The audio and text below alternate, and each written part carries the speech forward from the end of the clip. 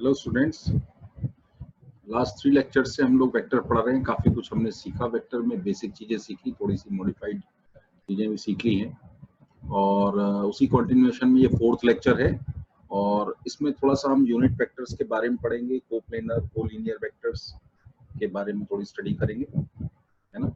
और unit vector का vector addition और सब्ट्रैक्शन में कैसे यूज करना है ये बात सीखेंगे। ठीक है, आइए स्टार्ट करते हैं। तो सबसे पहले मैं बताना चाहूँगा आपको कि ये यूनिट वेक्टर हम किसे कहते हैं और क्या इसके पीछे कॉन्सेप्ट है। तो स्टार्ट करते हैं यूनिट वेक्टर्स। तो बिल्कुल बेसिक से पकड़ रहा हूं मैं। देखिए, अगर मैं कहता हूं आपको कि ये ए वेक्टर है, ठीक है, ए वेक्टर। अच्छा, इसमें अगर एक और ए वेक्टर में ऐड कर दूं और एक और ए वेक्टर अगर मैं ऐड कर दूं, तो ये जो रिजल्टेंट वेक्टर आएगा इसको हम लोग 3 टाइम्स ए वेक्टर लिख सकते हैं। ठीक है, बात समझ में।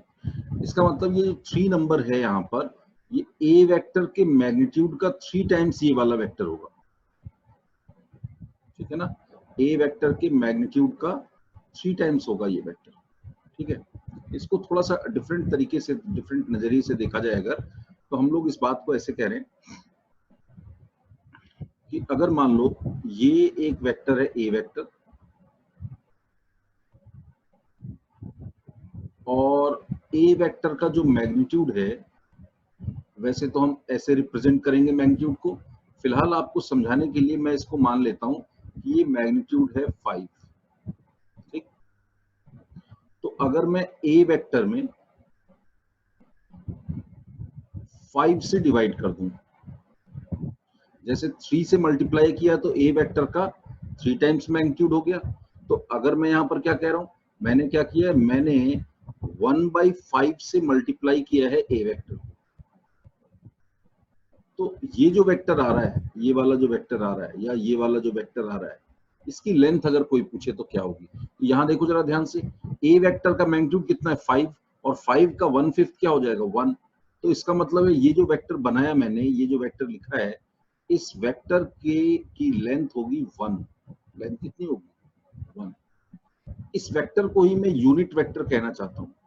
इस वेक्टर को मैं यूनिट वेक्टर कहना चाहता हूं और लोग इसको एक अलग वेक्टर की तरह पहचाने, इसलिए मैंने इसके ऊपर से वेक्टर का साइन हटा करके कैप लगा दिया है। कैप इसको मैं प्रोनाउंस करूंगा, कैप लगा दिया है। ठीक है, तो ए कैप मतलब a cap is a unit vector in the direction of A vector.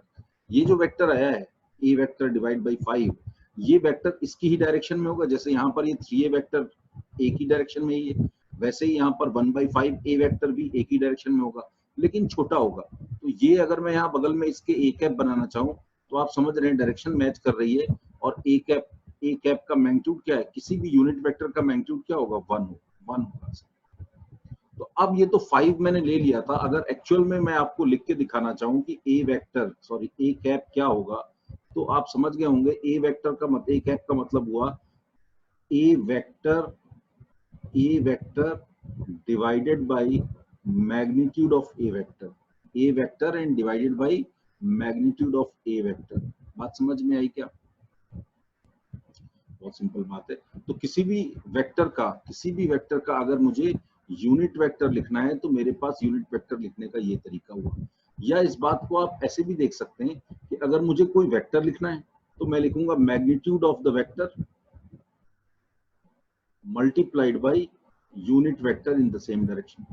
magnitude of the vector multiplied by unit vector in the same direction।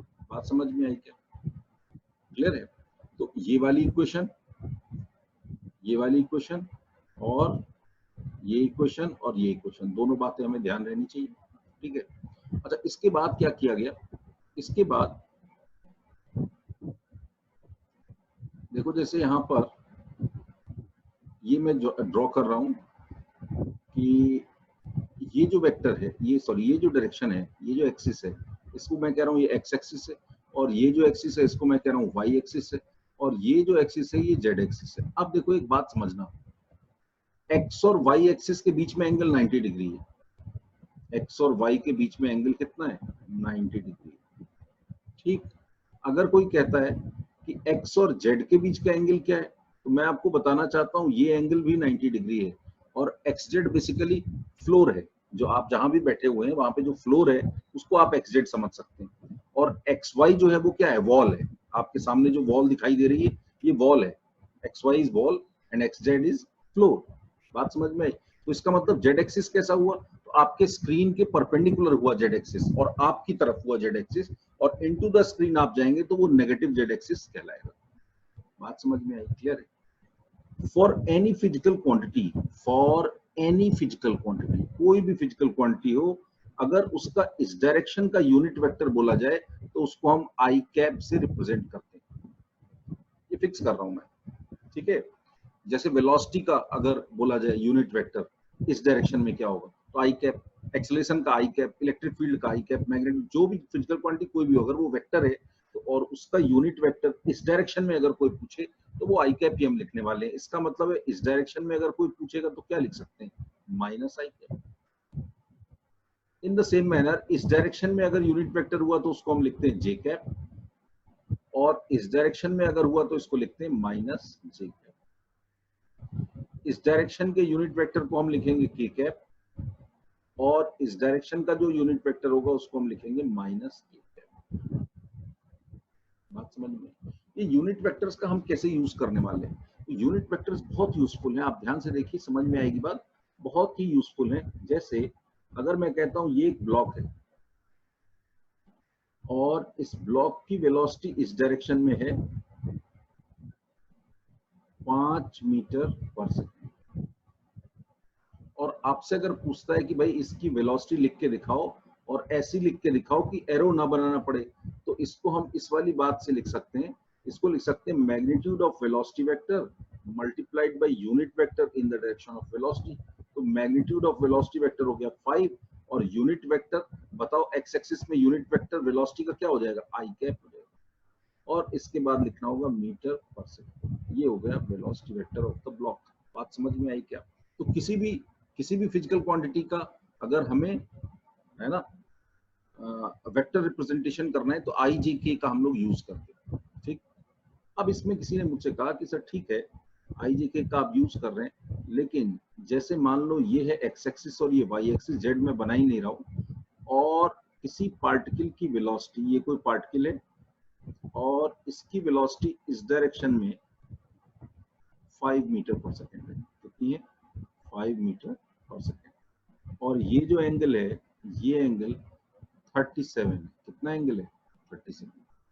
ठीक, अब कोई कह रहा है कि सर अब इसमें कैसे बताएंगे, तो इसमें वेलोसिटी वेक्टर को लिखोगे तो क्या लिखा जाएगा, velocity vector will be equal to magnitude of velocity vector multiplied by unit vector in the direction of velocity. तो मैग्नीट्यूड ऑफ वेलोसिटी वेक्टर क्या आ गया, 5। अब हमें लिखना है unit vector in the direction of velocity. तो ध्यान से देखिए जरा, मैं क्या कह रहा हूं, मैं कह रहा हूं ऐसा है एक्स और ऐसा है Y. Unit vector V cap की अगर मैं बात करूं तो वी कैप की डायरेक्शन कौन सी है, ये वाली है। अच्छा, वी कैप की लंबाई कितनी है, 1। तो ये वेक्टर जो है इसका नाम क्या है, वी कैप। तो अगर कोई वी कैप कहे लिखने के लिए तो मैं लिखूंगा this vector plus this vector is V cap. इसका नाम मैंने रखा ए वेक्टर, इसका नाम मैंने रखा बी वेक्टर। तो मैं लिख सकता हूं वी कैप को क्या लिख सकता हूं, ए वेक्टर प्लस बी वेक्टर।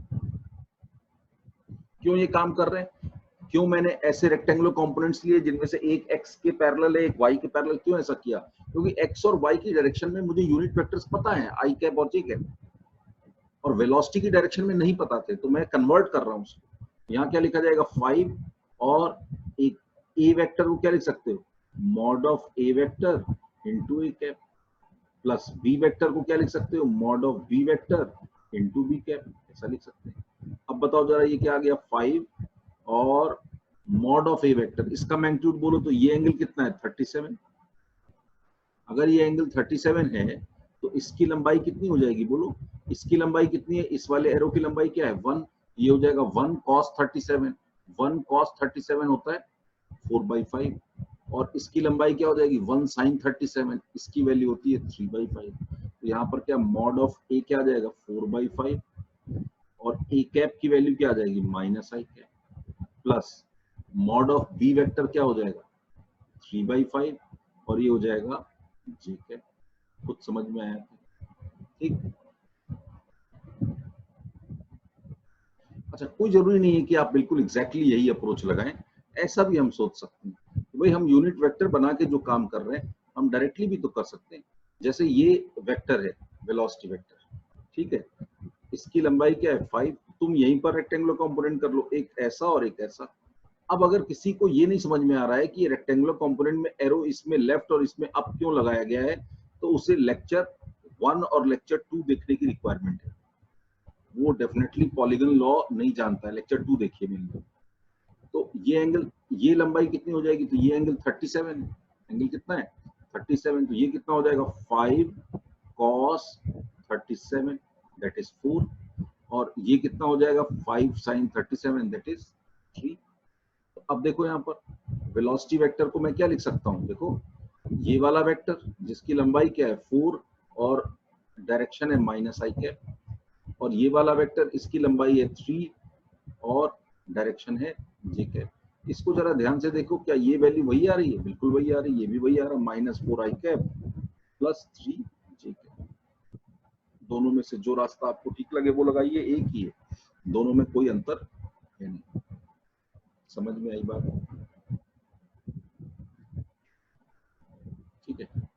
जैसे एक वेक्टर बना हुआ है, आगे की बात कर रहा हूं, मान लो एक वेक्टर बना हुआ है ए वेक्टर ऐसा, ठीक, दूसरा वेक्टर ऐसा बना है बी वेक्टर। अगर मैं कहूं, ध्यान से देखना, इस बात को मैं वहां भी यूज करने वाला हूं कोप्लेनर में। अगर मैं कहूं कि a vector plus lambda b vector बराबर 0,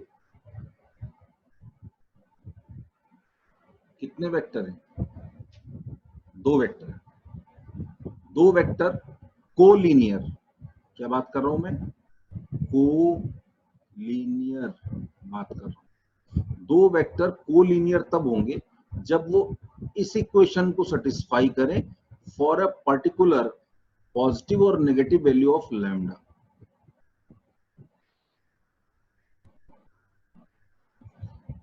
ठीक है। अच्छा, लैम्डा इस केस में बताओ लैम्डा क्या होगा, पॉजिटिव या नेगेटिव? नेगेटिव होगा। क्यों ऐसा, देख लो भाई, ए वेक्टर ऐसा बना हुआ है